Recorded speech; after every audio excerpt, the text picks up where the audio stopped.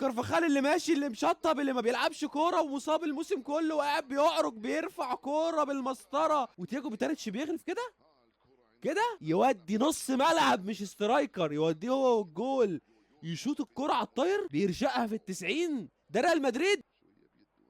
شويه بيده، شويه بيده. كارفاخال يا ابن اللعيبه، كارفاخال يا ابن اللعيبه، كارفاخال يا لهوي على الاسيست يا جدعان، ايه يا جدعان ده يا جدعان، ايه يا جدعان الاسيست ده يا جدعان، انت جاي تعمل الكلام ده دلوقتي واحنا بنلعب لعبه تانية؟ تمام يا ابن اللعيبه يا تياجو يا بيتاريتش، يخرب بيت اللب.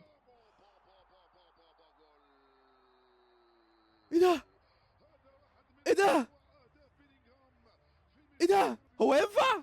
هو ينفع بلينجهام؟ يا ريال مدريد، هو ده ريال مدريد. حاسس انه عمل شوط اول حلو على الوينج، حاسس انه يلعب على الوينج حلو بصراحه، مش عارف ليه الجماهير بتصفر عليه قوي كده.